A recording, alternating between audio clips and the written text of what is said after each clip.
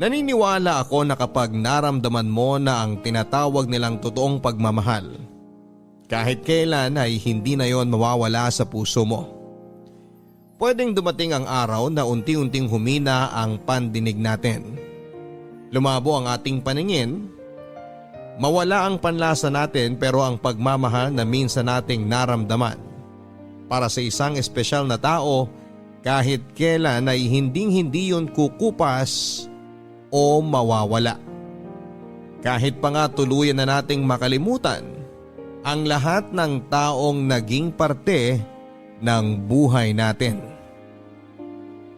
Papadudot, ako nga pala si Rod, 61 years old, taga Quezon Province, at isang dating magsasaka. Aaminin ko na wala talaga akong hilig makinig ng radyo, lalo na ng mga drama o kahit musika pa. Laking bukid kasi talaga ako at sanay ako na nagbabanat ng buto bago pa sumikat ang araw hanggang sa lumubog ito. Wala akong ibang alam na gawin kundi ang magtanim ng palay at mga gulay noon. Pero dahil hilig ng asawa kong si Julia ang pakikinig sa radyo, lalo na ng programa mong Barangay Love Stories, kaya naman naisipan ko na ibahagi na rin ang kwento naming mag-asawa, na sigurado akong kapupulutan ng maraming aral at inspirasyon ng ating mga kabarangay na nakikinig ngayon. Papadudot, bata pa lamang ay ulila na ako sa mga magulang. Tanging ang tiyahin ko na lamang na kapatid ng nanay ko ang kumupkop at nagpalaki sa akin. Pero hindi rin magaan ang buhay nilang pamilya dahil meron silang 11 anak ng asawa niya. Kaya naman nang makatapos ako ng grade 6 ay hindi na rin ako nagpumilit pa na tumuloy ng pag-aaral sa high school. Naghanap na lamang ako ng mapagkakakitaan para makatulong sa tiyahin ko. Nagsimula ako sa pagiging tagabantay at tagapaligo ng mga kalabaw sa lugar namin. Naging kargador din ako ng mga sako ng palay at gulay hanggang sa pasukan ko na ang pagsasaka noong nasa tamang edad na ako at kaya na rin ang pangangatawan ko. Papadudot, hindi madali ang buhay at trabaho naming mga magsasaka. Sa trabahong ito ko talaga nakasanayan na umalis ng bahay nang wala pang araw at umuwi ng palalim na ang gabi. Noong una ay halos sukuan ko na ang sakit ng katawan na nararamdaman ko sa araw-araw. Pero ang naiisip ko noon ay ano pa ba ang ibang trabaho na makukuha ko, grade 6 nga lang ang natapos ko. Kaya naman minahal at tinanggap ko na ng totoo ang trabaho ko bilang magsasaka. Ang hindi ko alam, eto rin palang trabaho ko ang magiging dahilan para matagpuan ko ang babaeng mamahalin ko sa panghabang buhay.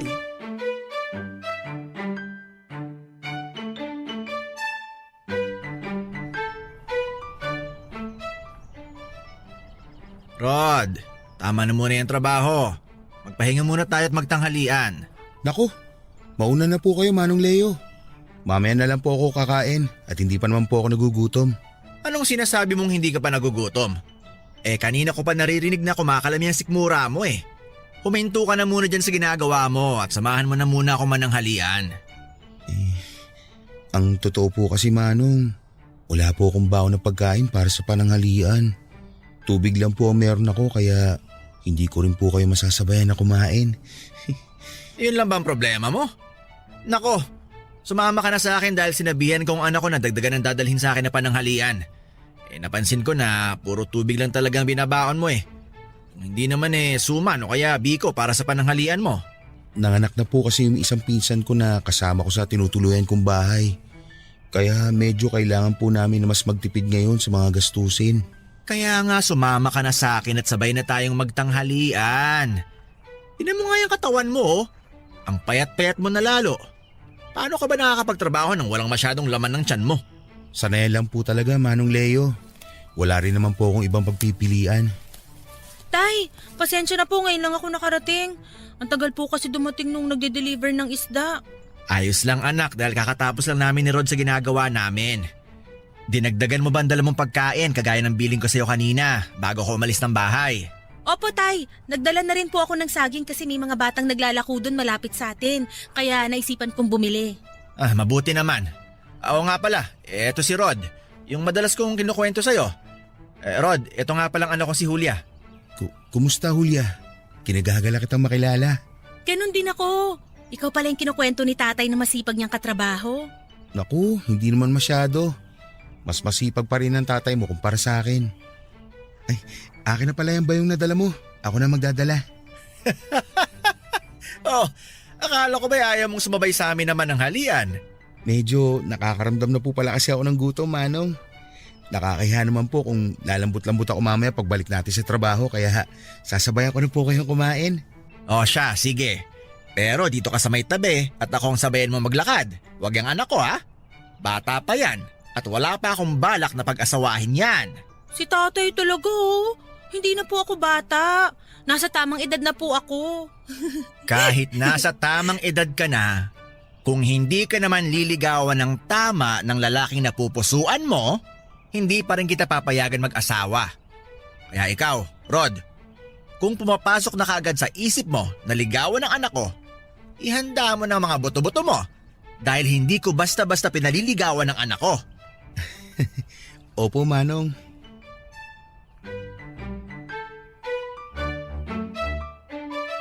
Papadudot nung una ay wala na talaga akong balak na mag-asawa o bumuo ng sarili kong pamilya. Nakita ko kasi sa mga pinsang ko na nag-asawa at nagkaroon ng mga anak kung gaano kahirap ang buhay at kung gaano sila nahihirapan. Pati na ang kanilang mga anak. Kung ako pa nga lang na mag-isa sa buhay ay hirap na. Ano pa yung magdagdag ako ng kasama ko sa buhay? Pero papadudot tila nagbago ang lahat ng mga plano ko nang makilala ko ang anak ni Mang Leo na si Julia. Bago lamang silang mag-ama sa lugar namin at masasabi ko na sobrang bait talaga ni Mang Leo. Noong minsan kasi na magkakwentuhan kami at nalaman niya ang tungkol sa kwento ng buhay ko ay sinabihan niya ako na pwede ko rin daw siyang ituring na parang tatay ko dahil wala naman akong kinagisna na ama. At noong araw na ipinakilala niya sa akin si Julia, kahit alam ko na medyo pabiro ang mga bilin niya tungkol sa pagpapaligaw niya sa anak niya, ramdam ko na istrikto talaga siya pagdating sa bagay na yon. Kaya nga matagal ko ring pinag-iisipan kung dapat ko bang ituloy ang plano kong panliligaw sa kanya. Kaya lang papadudot mula nang makita at makilala ko nga si Julia, ay hindi na talaga siya maalis-alis pa sa isipan ko. Palagi din akong may kaba na nararamdaman sa tuwing makikita ko siya na pilit kong hindi pinapahalata. Hanggang sa dumating na nga po ang araw na nag-decide akong umakyat na ng ligaw sa babaeng napupusuan ko, papadudot.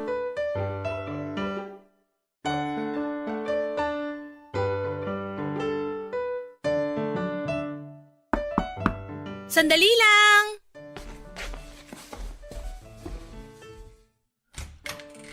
Oh, Rod, ikaw pala yan. Magandang umaga, Julia. Magandang umaga rin naman. Bakit pala napadaan ka? Wala pa si tatay nasa palengke pa. Pero pauwi na rin siguro siya. May bibilin ka ba? Ang totoo, hindi kasi siya yung dahilan kung bakit ako nandito. Ha? Ano palang pakay mo at napadalaw ka? Hindi kung hindi sino ang pakay ko. Julia, ikaw talaga ang dahilan kung bakit ako nandito ngayon. Ako? Oo, pero kung abala ka ngayong araw na to, pwede naman akong bumalik na lang sa ibang… Hindi, ayos lang. Halika, pasok ka muna. Sige, salamat. Eto nga pala, may dala akong bulaklak para sa'yo. Araw kasi ng mga puso ngayon kaya naisipan kong bigyan ka nito. Salamat! Ang ganda naman itong mga waling-waling na dala mo. Pasensya ka na kung yan lang ang bulaklak na nadala ko ha. Yan kasi ang pinaka namulaklak sa bakuran namin ngayong araw. Ano ka ba? Ayos lang. Paborito ko kaya to. Talaga? Paborito mo yan? Mabuti na lang pala at yan ang dinala ko. Julia! Kunin mo nga tong isda na binili ko. At ito na iluto mo para sa… Oh, Rod, anong ginagawa mo dito sa bahay namin? Magandang umaga po, Manong Leo. May dala po pala akong suman na gawa ng tiyahin ko. Tamang-tama po to para sa mainit na kape. Ano namang naisipan mo at nagdala ka ng suman dito sa amin? Nagluto po kasi ang tiyahin ko nito kagabi. At nagtabi po ako para sa inyo. Dahil nabanggit niyo po noon na paborito rin to ni Julia. Ang ibig mong sabihin, para lang pala yan sa anak ko at hindi para sa akin? Hindi po. Para din po sa inyo to, Manong. Kaya eto po, at dinagdagan ko talaga ang dala ko. Si tatay talaga tinakot pa si Rod. Balak mo bang umakyat ng ligaw sa anak ko, Rod? Ha? Opo. Kung papayagan ninyo po ako. Ay, mapipigilan ba kita nandito ka na. Halika't sumama ka sa akin sa likod ng bahay. Tay, ano pong gagawin niyo sa likod ng bahay kasama si Rod? Hindi pa kasi ako nakapagsibak ng kahoy para sa panggatong natin. Ipapasibak ko na kay Rod ang mga nakatambak na kahoy dun sa likod. Siguro naman, ayos lang sa'yo, Rod. Opo. Siyempre po wala pong problema sa akin. Alam niyo naman po na sanay ako sa mga ganung gawain. Kahit araw-araw ko pa kayo ipagsibak ng kahoy, wala pong magiging problema sa akin. At gagawin ko po ang lahat para mapatunayan ko po sa inyo na seryoso po ako sa pag-akyat ko ng ligaw sa inyong anak. Papa Dudut, pinayagan na nga ako ni Mang Leo na ligawan si Julia at masasabi ko na hindi talaga naging madali ang lahat. Kung noon ay napakabait sa akin ni Mang Leo, bigla na lang nagbago ang pakikitungo niya sa akin mula nang magpaalam ako na liligawan ko ang anak niya. Hindi ko masasabing sumama ang ugali niya pero naging mas seryoso at istrikto siya sa tuwing magkasama kami sa trabaho at sa bahay nila. Marami rin siyang pinagawa sa akin kagaya na lamang ng pagsisibak ng kahoy para gawing panggatong nila sa pagluluto. Pag-iigib ng tubig mula sa poso na may 4 na kilometro ang layo mula sa bahay nila. At dumating din ako sa punto na kinausap ko ang mga pinsang kong lalaki para tulungan akong haranahin si Julia. Marami pa akong ginawa na mahihirap na bagay para lamang maligawan si Julia na hindi ko na iisa-isahin pa. Pero hindi ko yon ginawa dahil gusto yon ni Mang Leo at wala akong pagpipilian. Ginawa ko ang lahat ng yon para mapatunayan sa kanya na seryoso ako sa pagmamahal ko sa anak niya. Papadudot, habang tumatagal na mas nakikilala ko ng lubusan si Julia, ay mas lalo ko siyang minamahal. Marami kasing katangian sa kanya ang talaga namang kamahal-mahal. Matagal na rin pala siyang ulila sa nanay at tanging si Manong Leo na lamang ang kasama niya sa buhay. Kaya naman hindi ko masisisi si Manong kung sobra itong maghigpit sa kanya. Nangako naman ako kay Julia. Nagagawin ko ang lahat para makuha ang tiwala ni Manong Leo na kahit kailan ay hinding-hindi ko sisirain. Papadudot, habang tumatagal ay mas lalong nagiging mahigpit sa amin ni Julia si Manong Leo. Sinabihan niya pa ako na ayaw niya raw na magpapaabot ako ng gabi sa bahay nila. At wala pang 1 oras kung payagan niya akong dumalaw sa kanila. Halos pinagawa din niya sa akin ang lahat ng mabibigat na gawain sa kanilang bahay. Pero hindi ako sumuko at mas lalo akong naging porsigido sa panliligaw ko sa anak niya. At pagkatapos nga ng 2 taon na panliligaw ko kay Julia, ay hindi na sayang ang lahat ng paghihirap ko. Dahil ibinigay na rin niya sa akin ang pinakaaasam kong oo para sa lahat ng pagsubok na pinagdaanan ko. Papadudot, tumagal ng 3 taon ng relasyon namin ni Julia bilang magkasintahan bago kami nag-decide na magpakasal. Hindi naman na yon tinutulan pa ni Manong Leo dahil pareho na kaming nasa tamang edad ng anak niya. At sa araw ng kasal namin ay binigyan kami ni Manong Leo ng sariling bahay at lupa na pwedeng sakahan bilang regalo niya sa aming dalawa. Papadudot naging napakasaya ng unang mga taon ng pagsasama namin ni Julia. Doon ko rin siya mas nakilala at mas lalong minahal. Noon ko rin po na-realize na hindi talaga nagkamali ang puso ko sa pagpili ng babaeng mamahalin nito. Sobrang maasikaso, malambing at mapagmahal na asawa kasi ni Julia. Palagi niya pa rin kaming dinadalhan ni Manong Leo ng pananghalian kahit pa ipinagbubuntis na niya ang unang anak namin. Hanggang sa makapanganak na nga siya at nasundan pa ng 3 ang mga anak namin. Papadudot habang lumalaki ang mga anak namin ay mas lumalaki rin ang mga gastusin sa bahay. Nagsimula na kaming magipit at dahil ako ang padre di pamilya sa bahay ay ayokong masanay kami na palaging humihingi ng tulong sa tatay niya. Kaya naman ginawa ko ang lahat para makapag-abot ng sapat na pera kay Julia para sa bahay. At kung hindi man sapat ang perang inabot ko, si Julia naman ang gumagawa ng paraan para mapagkasya yon. At kahit gaano pa kami nagigipit na mag-asawa, kahit kailan ay hindi niya ako inaway o sinumbatan sa perang inabot ko sa kanya na para sa pamilya namin. Wala akong naririnig na reklamo sa kanya at pilit niyang pinagkakasya ang lahat para sa amin. Kahit malaki o maliit man ang inaabot ko sa kanyang pera, palagi lang siyang malambing sa akin, maasikaso at maalaga, Papadudot. Sinisigurado niya na pagdating sa bahay ay wala na akong ibang gagawin kung hindi ang magpahinga na lamang. Ganon siya kabait, Papadudot. Ganon kabuti ang asawa ko.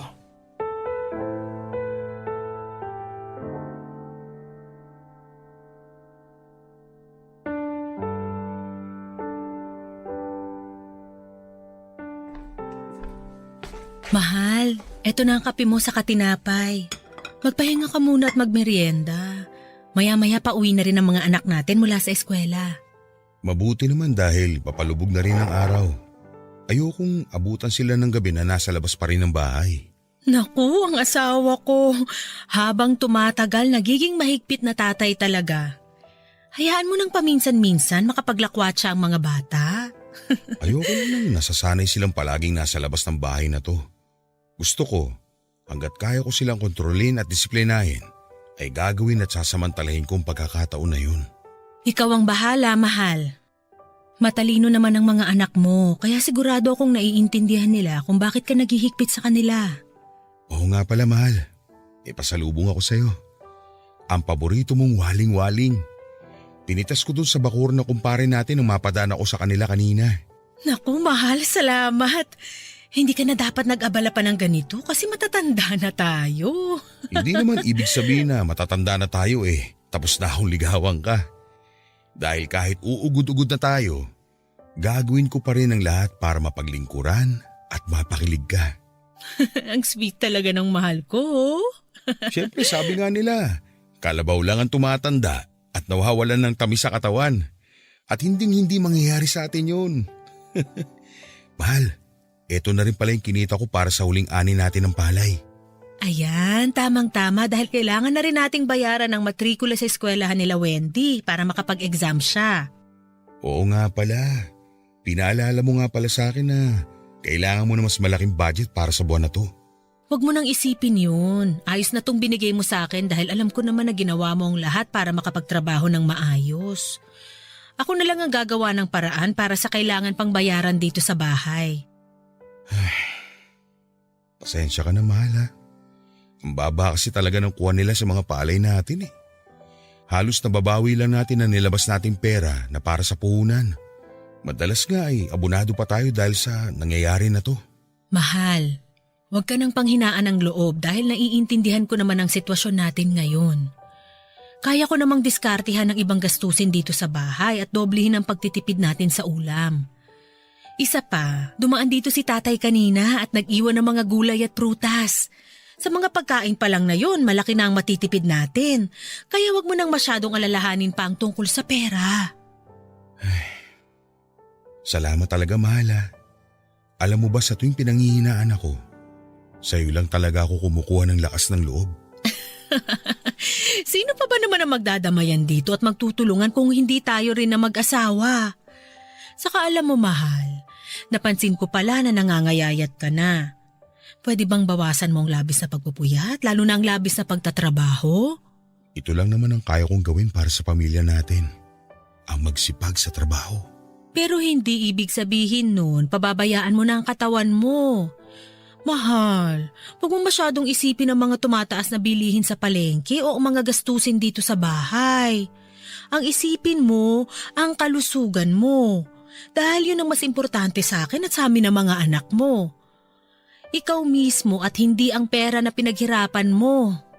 Kaya mahal, please lang. Huwag mong pabayaan ang sarili mo para na rin sa amin ng mga anak mo.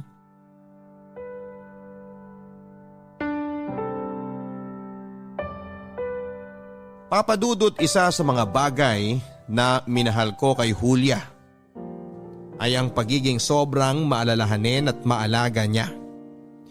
Palagi niya akong inuuna at ang mga anak namin kesa sa sarili niya. Palagi niyang pinaparamdam na kami ang buhay niya. Kaya dapat ay mas palagahan namin ang aming mga sarili kesa sa kinikita kong pera sa trabaho. Papadudot, sabi nga nila ay walang hindi kakayanin ng mag-asawa. Basta nagtutulungan at sabay silang dalawa na nagsusumikap. Dahil pagkalipas ng halos 30 taon na pagsasama namin ni Julia bilang mag-asawa, ay unti-unti nang gumaan ang buhay namin sa wakas. Napagtapos na kasi namin sa kolehiyo ang 2 anak namin at tumutulong na sila sa amin ni Julia sa mga gastusin sa bahay. Nang mga panahon na yon ay wala na nga akong mahihiling pa para sa pamilya namin, Papadudot. Dahil kahit paano ay nakikita ko na unti-unti na naming nalalampasan ang bawat pagsubok na ibinabato sa amin. Kaya nga hindi ko talaga makakalimutan ang magpasalamat sa Diyos para sa mga biyayang ibinibigay sa amin, lalo na sa akin. Meron akong 4 na matatalino at masunuring mga anak. Meron pa akong mapagmahal at maalaga na asawa. Papadudot, akala ko ay pwedeng pangmatagalan ang kasiyahan na nararanasan namin at ng pamilya ko. At akala ko rin ay tapos na ang mga pagsubok na ibinigay sa amin upang kami ay mas lalong patatagin. Ang hindi ko alam ay magsisimula pa lang pala ang mas mabibigat na mga pagsubok. Papadudot, 2 linggo bago namin ipagdiwang ang aming 31st wedding anniversary ay nakatanggap kami ng isang napakasamang balita. Umuwi kasi noon ang tatay ni Julia sa Bicol at nalaman na lang namin na nasa biyahe pa lamang ay binawian na ito ng buhay dahil biglang inatake sa puso. Papadudot, hindi naging madali para kay Julia at sa pamilya namin ang nangyaring yon kay Manong Leo. Alam ko kasi kung gaano kamahal na ang asawa ko ang biyenan ko. Bago pa ako dumating sa buhay niya ay silang 2 na ang magkasama. Kaya naman dinamayan ko siya sa abot ng aking makakaya. Pinaramdam ko at ng aming mga anak sa kanya na marami pa kaming nagmamahal sa kanya. Hanggang sa inabot nga ng 1 taon bago unti-unting natanggap ni Julia ang pagkawala ng tatay niya. Mahal, mabuti naman at gising ka na. Nakapaghain na ako ng almusal kasi maagang pumasok ang mga anak natin sa eskwela. Pati sina Wendy pumasok na rin sa trabaho. Ang aga niyo namang nagising ng mga anak natin. Samantalang ako, ngayon pala magsisimula ang araw ko. Ganun talaga, mahal. Para maaga rin ang pasok ng mga biyaya dito sa bahay natin. Makita pa lang kita sa umaga at makasabay sa almusal eh. Wala na akong biyaya pang hihintay na dumating sa buhay ko. Ang aga-aga, nambobola ka na kagad dyan. Inumin mo na nga tong kape mo bago pa lumamig. May pandesal na rin dito na pinalamanan ko ng keso. Binili ko to kanina lang dyan sa bakery sa labas. Sige mahal, salamat. Medyo nagugutom na rin talaga ako. Teka mahal, bakit ganito ang lasa ng kape mo? Bakit? Masyado bang naparami ang lagay ko ng asukal? Hindi mahal eh. Pero may mali sa lasa nito. Teka, asin bang nilagay mo dito sa halip na asukal? Ha? Hindi. Siyempre asukal ang nilagay ko dyan. Para kasing asin eh. Saka bakit itim ang palaman nitong pandesal? Akala ko ba keso to? Kaya naman pala itim ito eh. Kasi kape itong nakapalaman sa pandesal. Paano naging kape yan? Keso ang nilagay ko dyan. Sigurado ako. Ito pa nga ang keso na hiniwa ko. Teka. Bakit nga ba walang bawas tong keso na to? Ito rin yung pinalaman ko sa pandesal na baon ng mga anak natin. Rod, maniwala ka. Keso talagang pinalaman ko sa pandesal na yan. Keso at hindi kape. Mahal, kumalma ka muna. Naniniwala ako sa mga sinasabi mo. Huwag ka nang umiyak. Hindi ko kasi maintindihan kung bakit naging kape ang mga nasa tinapay na yan. At kung bakit ganyan ang lasa ng kape mo. Baka nagkamali ka lang ng tingin kanina. Hayaan mo na. Pwede ko namang kainin tong tinapay kahit kape ang palaman eh. Mahal naman eh. Huwag kang nga magbiro ng ganyan. Hindi ako nagbibiro. Ayos lang talaga sa akin. Mas okay sa akin na kainin ng mga ito kaysa masayang pa. Kaya huwag ka nang umiyak at mag-alala sa almusal na nakahain dito sa lamesa. Dahil uubusin ko lahat ng ito. Pero mahal, napapansin ko lang na napapadalas ang pagiging makakalimutin mo dito sa bahay. Nung isang beses, nakalimutan mo na patayin ang apoy sa kalan. Tapos nagsaing ka. Bigas lang ang laman ng kaldero. At nung isang araw, nagluto ka ng adobong manok na puro suka lang ang sabaw. Mahal, sa tingin ko kailangan na nating… Ayos lang ako, mahal. Ayokong dumagdag sa mga gastusin dito sa bahay. Pero baka kasi may mga gamot ka lang na kailangang inumin para hindi ka maging makakalimutin. Kaya siguro mas mabuti kung kukonsulta na tayo sa doktor. Mahal, hindi pa natin tapos bayaran ang mga naiwan na utang ni tatay bago siya namatay. Kaya ayoko munang magdagdag ng panibagong gastusin. Isa pa, ayoko ring maging pabigat sa mga anak natin. Pasensya na talaga kung nagkakaganito ako nitong mga nakaraang araw. Pipilitin ko na lang na ayusin ang bawat kilos ko dito sa bahay. Mahal, huwag mong isipin na pabigat ka.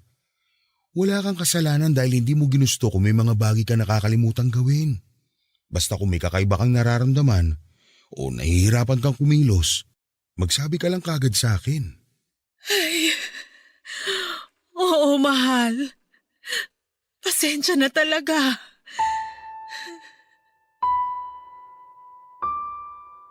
Papadudot kahit na anong pangungumbinsi ang gawin ko o ng mga anak namin ay ayaw niya talagang pumayag na magpa-check up.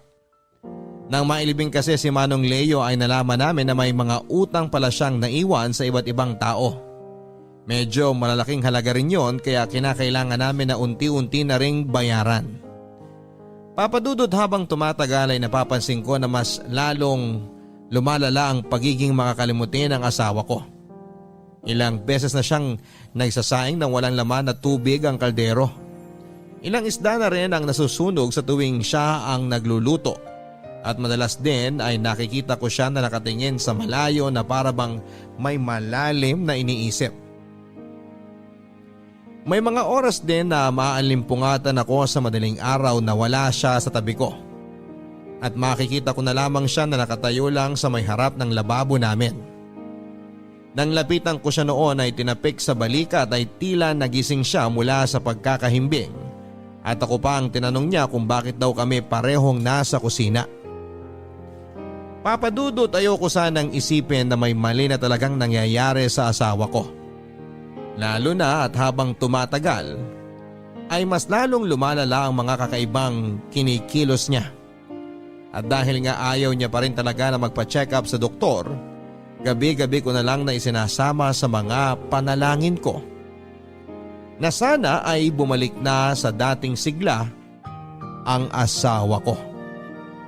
Papadudot hindi ko alam kung nagkataon lang ba na noong mga sumunod na araw ay nagsimula na muling maging maayos ang kinikilos ng asawa ko. Paminsan-minsan ay may nakakalimutan pa rin siyang gawin pero hindi na umaabot sa punto na nagsasaing siya ng bigas lang ang laman ng kaldero. Kahit paano tuloy ay nababawasan na ang mga pag-aalalang nararamdaman ko para sa asawa ko. Kaya hindi ko na rin siya muli pang pinilit na magpatingin sa doktor, Papa Dudut. Batid kong meron talagang dinaramdam ang asawa ko pero pilit niyang kinakaya ang lahat at sinasarili niya. Kilala ko din kasi siya bilang isang matapang at independent na babae. Yung tipo na ayaw niyang maging pabigat sa ibang tao kahit pa nga sa amin na pamilya niya. Kaya mas gusto niya na siya ang nagdadala sa amin at nag-aalaga at nag-aasikaso. Pero papadudot na nga ako kaming dalawa sa harap ng altar na magsasama kami sa hirap at sa ginhawa. Kaya sa pagkakataong ito, ako naman ang handa na mag-asikaso at mag-alaga sa kanya kung kinakailangan.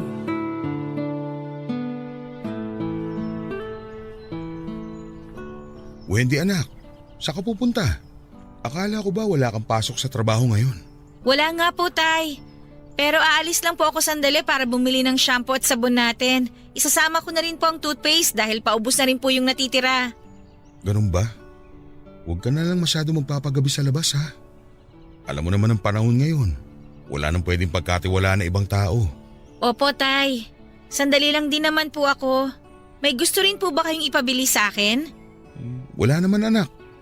Ang nanay mo nga pala, tapos na ba maglaba? Tapos na po yata. Nakita ko po siya nakatayo sa may harap ng lababo bago ako lumabas ng bahay. O siya sige. Sa kanya na lang ako magpapatulong magbuhat ng mga pinamili ko na to. Umalis ka na at nang hindi ka masyadong gabihin sa lakad mo. Mag-iingat ka ha. Sige po, Tay. Salamat ho.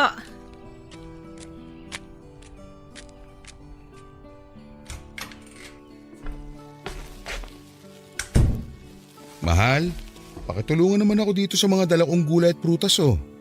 Bumili na rin kasi ako ng bigas sa nadaanan kong tindahan. Mahal, nandiyan ka ba sa kusina? Mahal, kanina pa kita tinatawag. Ano ba kasing ginagawa mo dyan sa kusina at… Diyos ko mahal, bakit napakagulo dito sa kusina? Saka bakit nakaupo ka dito sa sahig? Naku, naihi ka na pala dito sa duster mo. Mahal, naririnig mo ba ako? Tumingin ka sa mga mata ko, mahal. Mahal, gumising ka na sa pagkakatulala mo. Tumingin ka sa mga mata ko, mahal. Sino ka? Mahal, sa wakas nagising ka na. Akala ko kung ano nang… Huwag mo akong hawakan! Sino ka ba talaga? Umalis ka sa harap ko, kung hindi, sisigaw talaga ako! Julia, ano ba nangyayari sa'yo? Ako to, si Rod, ang asawa mo. Rod? Wala akong kilalang Rod! Umalis ka dyan dahil hindi kita kilala! Julia, ano ba talaga nangyayari sa'yo? Sino ka ba talaga? Bitiwan mo nga ako! Huwag mo akong yakapin! Bakit ba hindi mo ako makilala? Ako nga to, ang asawa mo. Bitiwan mo ako! Huwag mo akong yakapin! Bitiwan mo ako!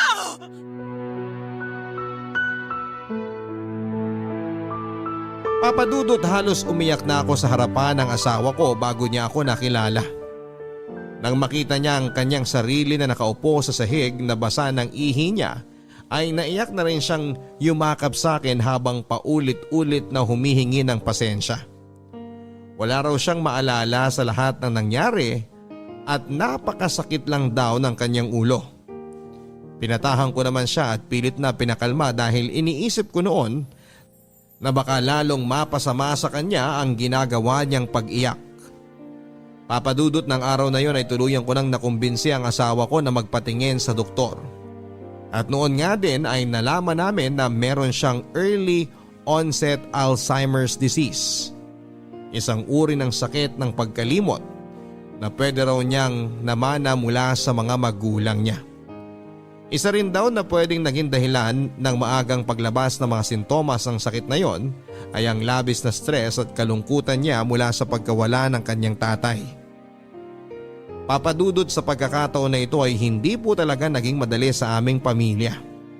Lalo na sa aming mag-asawa ang sitwasyon namin dahil sa sakit ng asawa ko. Hindi na kasi siya pwedeng maiwan ng matagal sa bahay nang walang ibang kasama.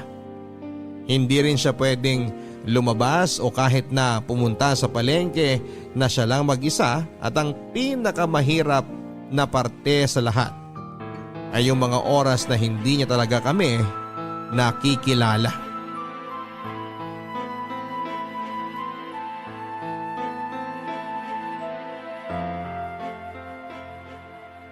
Umalis ka dito, magnanakaw ka!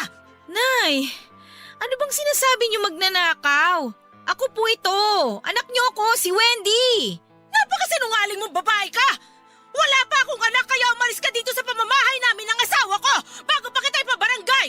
Nay naman eh. Pagod ako galing trabaho, wag naman po kayong ganyan. Aalis ka ba dito o babatuhin kita nitong timbang hawak ko? Nay, tama na po! Tumigil na po kayo sa paghuwala ninyo! Ako nga po ito, si Wendy! Yung panganay ninyong anak! Hindi ka ba talaga aalis na babae ka? Teka nga, kukuha ko ng kutsilyo para… Wendy anak, ano ba nangyayari dito? Julia, bakit may hawak kang timba? Naku mahal, mabuti at nakauwi ka na. Itong babae na to, nagpupumilit na pumasok sa kwarto. Tay, kanina pa po ako dito. Ayaw po akong papasukin ni nanay sa kwarto kasi hindi niya ako makilala. Pagod na po ako sa trabaho at gusto ko na po magpahinga, Tay. Eh bakit dito ka sa bahay namin magpapahinga? Hindi ka naman namin kaano-ano. Kung gusto mong magpahinga, doon ka sa bahay nyo. Julia mahal, tama na. Wendy, bumili ka muna ng mantika. Magpiprito ko ng isda. Pero Tay… Sige na anak, para pagbalik mo dito, maalala ka na ng nanay mo. Sige na nga po. Kakainis naman oh. Bakit ba tinatawag mo na anak ang babaeng yon? At bakit ba paulit-ulit niya akong tinatawag na nanay? Dahil anak natin siya, mahal. Paano nangyari yon? Eh kakakasal lang natin noong isang buwan. 31 years na tayong kasal, mahal. May mga anak na rin tayo. At ang babae na kanina mo pa pinapaalis ay ang panganay nating si Wendy. Pero paano ngang nangyari yon? Bakit hindi ko sila…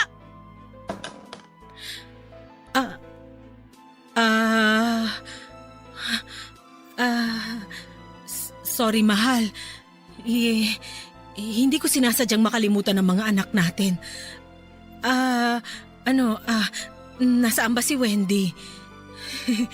Ihingi ako ng tawad sa kanya. Inutusan ko muna sandali sa labas. Babalik din siya kaagad. Sorry talaga, mahal. Tahan na, mahal. Hindi mo kailangan mag-sorry sa akin o sa amin ng mga anak mo. Ang mahalaga ngayon, naaalala mo na ulit kami. Halika, aalalayan kitang makaupo para makainom ka na ng gamot mo. Mahal, salamat ha. Salamat sa lahat ng pag-unawa mo sa akin. At sa sakit ko na to. Mahal kita eh. Kaya gagawin ko ang lahat para maintindihan ang sitwasyon mo. Hindi nga ba't may pangako tayo sa harap ng Diyos na magsasama tayo sa hirap at ginhawa? At tutuparin ko ang pangako na yun habang nabubuhay ako, Julia. Papadudot sa tuwing susumpungin ng sakit ng asawa ko, ay ako ang palagi niyang pinakaunang naaalala at nakikilala. Ako lang din ang nakakapagpakalma sa kanya sa tuwing nagwawala siya at madalas ay nauuwi yon sa mahigpit na yakap at iyakan. Papadudot, aaminin ko na nahihirapan po talaga ako sa nangyayari sa asawa ko. Mabuti sana kung ako lang ang naapektuhan. Pero pati na rin ang mga anak ko. Ang dalawang bunso kasi namin ay nasa kolehiyo na at malaki na rin ang gastusin para sa kanilang pag-aaral. Mabuti na lang talaga at malawak ang pangunawa ng dalawa kong naunang anak na nagtatrabaho na dahil sila ang gumagastos para sa pangmatrikula ng kanilang mga kapatid. Kaya lang dahil pagod sila sa trabaho ay nagiging mainitin ang ulo nila pagdating sa nanay nila. Lalo na kapag hindi sila naaalala nito at pilit na pinapaalis ng aming bahay.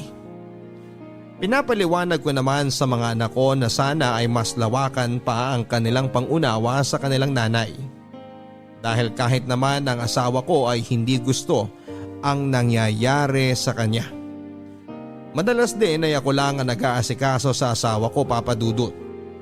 Kapag naiihi siya sa aming higaan, kapag nadumi siya sa kanyang salwal at kapag halos wala na talaga siyang nakikilala sa amin na pamilya niya, Papa Dudut. Nakakapagod talaga ang sitwasyon ko bilang asawa niya. Pero nangako ako sa sarili ko na hindi ko susukuan ang asawa ko kahit na ano pa ang mangyari. At tutuparin ko ang pangako na binitawan namin sa isa't isa noong araw na ikinasal kaming dalawa. Papa Dudut, lumipas ang 1 taon na nakasanay na namin ang sakit ng asawa ko. Alam ko na ang mga dapat kong gawin para pakalmahin siya sa tuwing nagwawala siya. Hanggang sa makilala niya na kami ng mga anak niya. Nakapag-adjust na rin kaming lahat sa bahay kung paano alagaan ang asawa ko.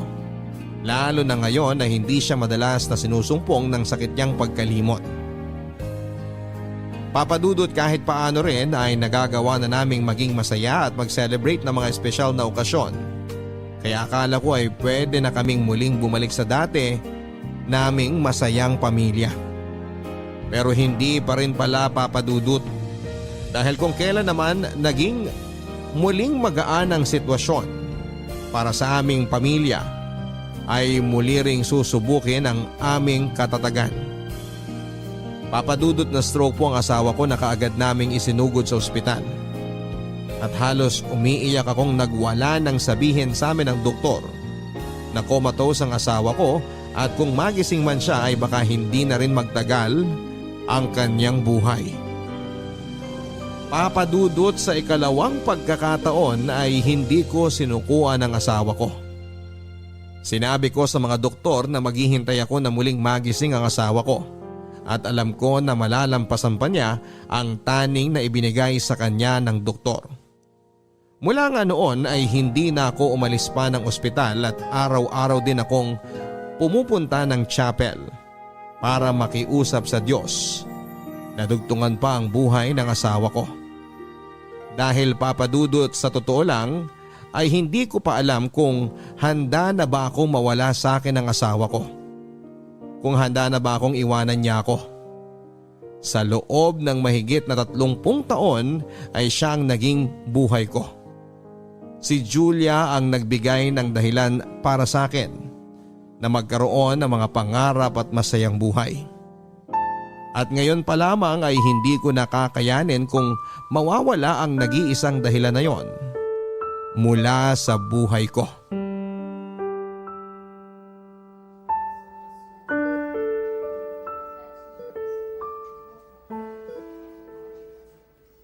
Tay, dinalhan ko po kayo ng pagkain tsaka damit na pamalit sa suot ninyo ngayon. Salamat, Wendy. Iwan mo na lang muna dyan at mamaya na ako kakain. Sige po. Nakausap ko po pala yung doktor kanina. Ang sabi niya, stable na raw po si nanay at pwede na siya magising anumang oras. Sinabi niya rin yan sa akin kagabi, anak. Kaya nga, kahit papano ay gumagaan na ang loob ko ngayon. Pero tay, alam niyo na rin po siguro na sa oras na magising si nanay, pwede pong… Anak, magtatagal pa ang buhay ng nanay mo. At naniniwala ako na matagal pa rin natin siya makakasama. Ay, sige na.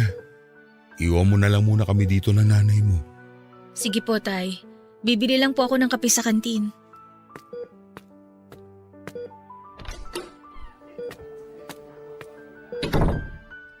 Mahal, alam ko na matagal pa kitang makakasama. Naniniwala ako na bibigyan pa tayo ng Diyos na mas mahabang panahon. Kaya gumising ka na, pakiusap. Gumising ka na, mahal ko. Sino ka? Bakit ka umiiyak? At bakit hawak mo ang kamay ko? Mahal, nagising ka na. Magkakilala ba tayo? Oo, ako yung lalaking nagdadala palagi sa'yo ng bulaklak dati. Eto nga may mga bagong pitas din ako kanina lang. Mga waling-waling. Ito yung bulaklak na naging paborito ko mula nang dalin sa akin ng isang manliligaw ko nung araw ng mga puso. Naging paborito mo lang to nung araw ng mga puso. Oo. Naging paborito ko lang ang waling-waling nang dalin yan sa akin ng isang manliligaw ko noon. Ay, naaalala ko tuloy siya. Yung lalaking kauna-unahang minahal ko at pinangakuan ng panghabang buhay na pagsasama. Yung lalaking hindi nawala sa tabi ko kahit naging sobrang pabigat na ako sa buhay niya. Yung lalaking hindi napagod na mahalin ako. At kahit kailan, hinding-hindi mapapagod na mahalin ka. Julia, ako to. Si Rod.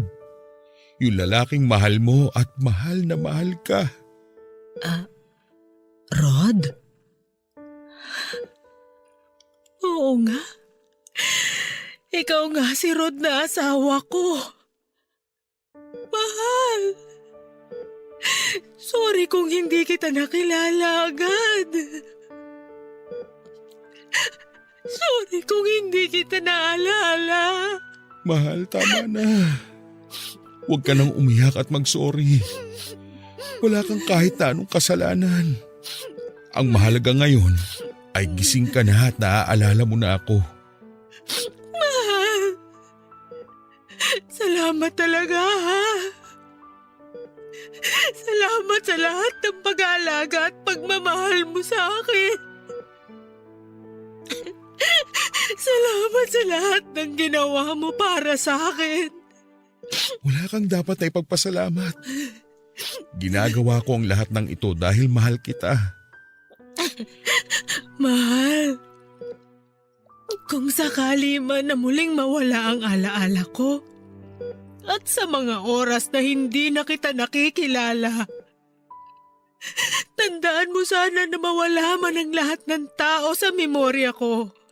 Hinding-hindi naman mawawala ang pagmamahal na nararamdaman ko para sa iyo. Ang pagmamahal ko para sa iyo, ang palagi kong susi para maalala ko kayong lahat. Lalong-lalo ka na, mahal. At ito rin ang tandaan mo, mahal. Kahit kailan, hindi ako mapapagod na iparamdam sa'yo kung gaano ko kaswerte dahil ikaw ang asawa ko. Palagi kong ipaparamdam sa'yo kung gaano kita kamahal mula nung unang araw na nagkakilala tayo hanggang sa habang buhay na magkakasama tayong dalawa. Mahal na mahal kita, Julia. Mahal na mahal.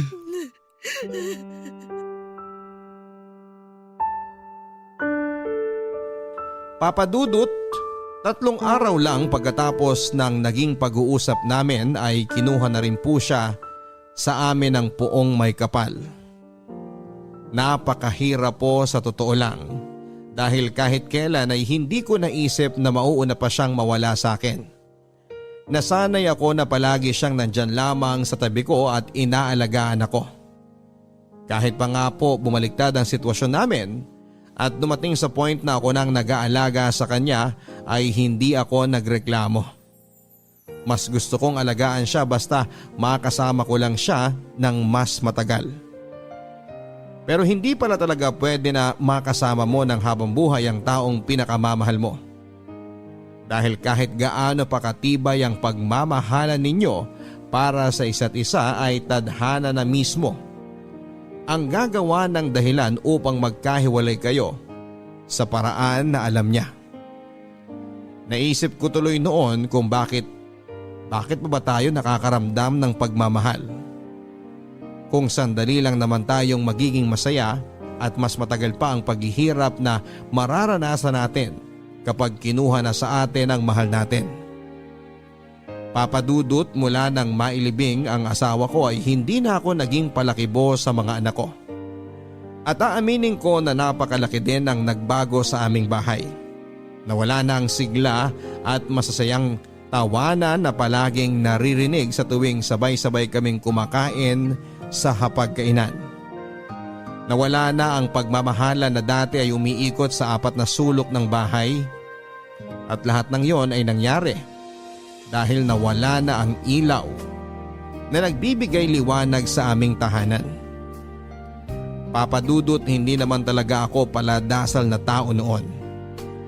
Pero mula nang magkasakit ang asawa ko at maospital, hanggang sa kunin na nga siya sa amin, ay paulit-ulit akong nananalangin at humihiling na sana ay hindi na rin magtagal ang buhay ko upang magkasama na kaming dalawa ng asawa ko.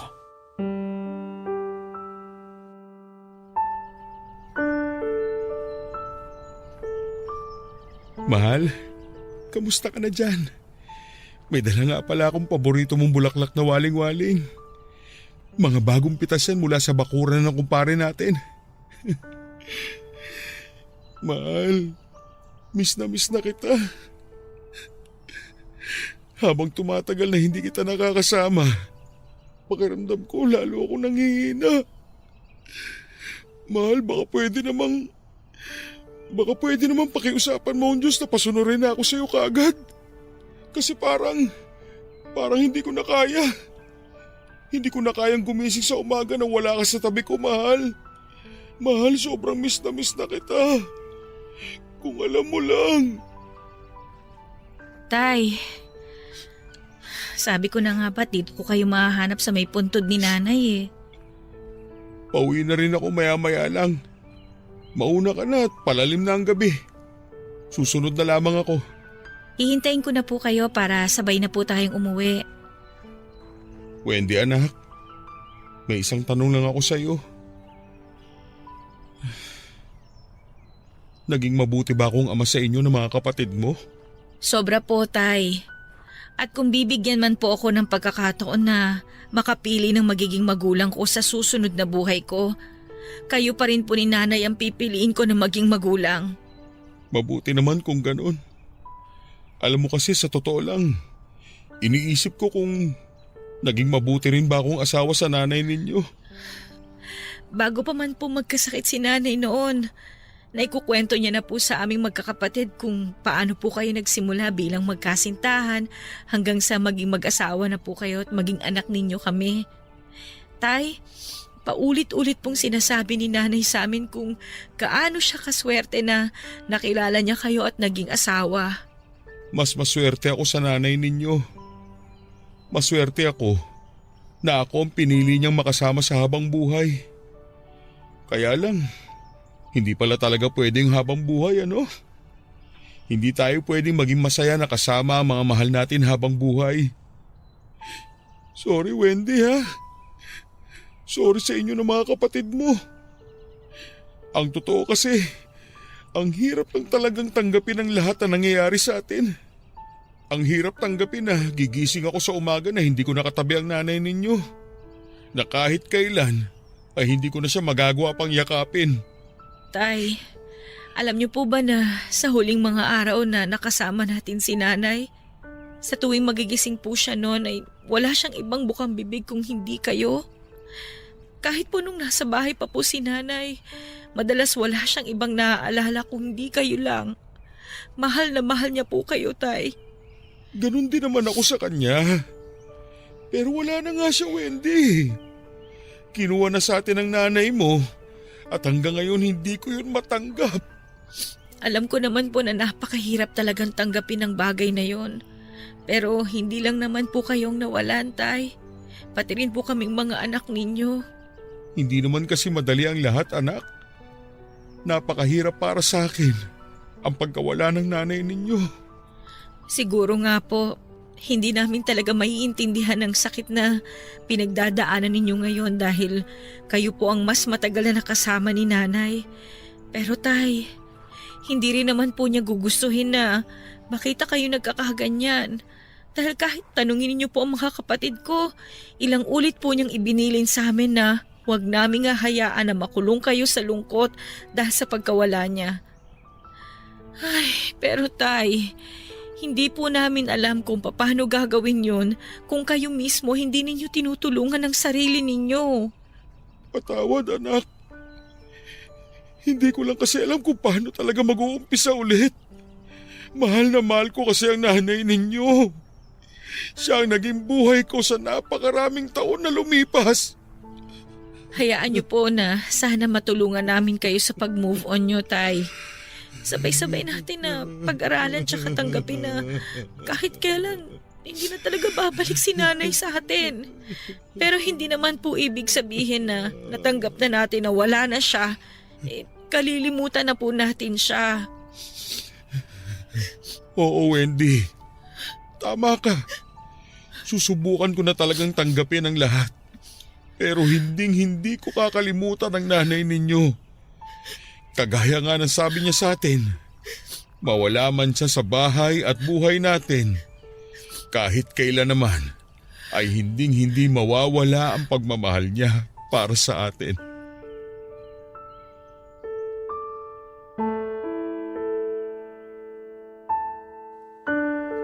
Papa Dudut, alam kong tama naman ang lahat ng sinabi ng anak kong si Wendy. Kung nakikita lamang ako ng nanay niya na nakakulong sa matinding kalungkutan dahil sa pagkawala niya, ay hindi siya matutuwa.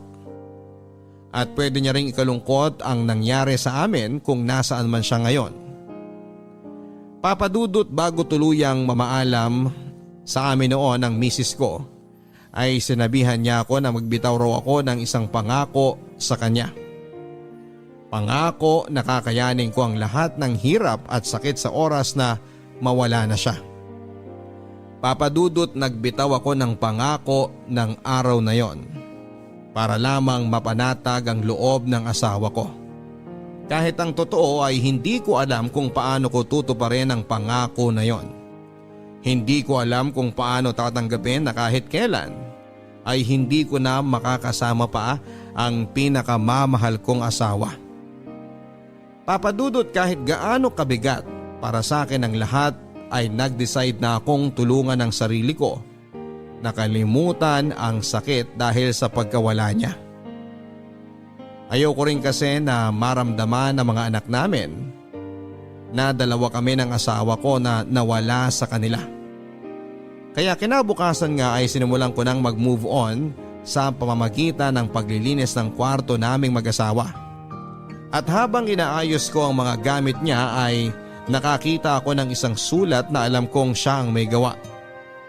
Binuksan ko ang sulat na yon at binasa.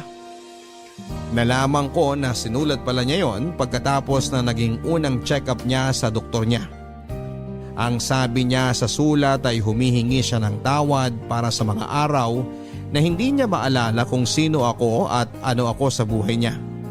Sinabi din niya na hindi siya nagkamali ng lalaking pinili na mahalin at makasama sa panghabang buhay. Na araw-araw siyang nagpapasalamat sa Diyos dahil dumating raw ako sa buhay niya. Kung sakali man daw na dumating ang araw na hindi na raw talaga bumalik ang kanyang memorya, hindi ibig sabihin noon ay hindi na rin babalik ang pagmamahal niya para sa akin. Dahil sigurado raw siya na mawala man ang lahat ng kanyang memorya, hinding-hindi naman mawawala ang pagmamahal niya para sa akin. At sa huling parte ng sulat na yon ay nangako siya na sa oras na mauna man siyang mawala sa akin at nagkaroon siya ng pagkakataon na makita niya ang Diyos sa langit, hihiling daw siya na paulit-ulit na sana ay ako pa rin ang lalaking ibibigay sa kanya ng Diyos upang mahalin at pangakuan ng habang buhay. Papa Dudut, nang matapos kong basahin ang sulat ng asawa ko ay natagpuan ko na lamang ang sarili ko na umiiyak habang niyakap ang papel na hawak ko. Muli kong naramdaman ang bigat at sakit dahil sa pagkawala niya. Pero nangako ako ng araw na yon na gagawin ko ang lahat para kahit paano ay hindi na malungkot ang asawa ko sa tuwing makikita niya ako mula sa langit. Na ipapakita ko sa kanya na kinaya kong magpatuloy sa buhay at tuparin ang pangako sa kanya bago siya mawala.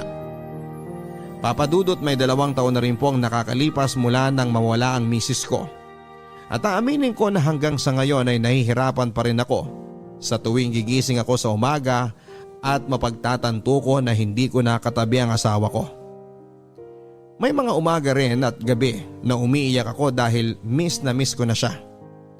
Nahihirapan pa rin ako hanggang sa ngayon pero pilit kong kinakaya ang lahat.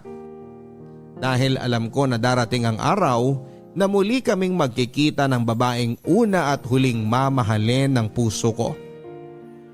Muli kaming bibigyan ng Diyos ng pagkakataon na magkasama at maging masaya hindi lang sa mundong ito, kung hindi pati na rin sa kabilang buhay.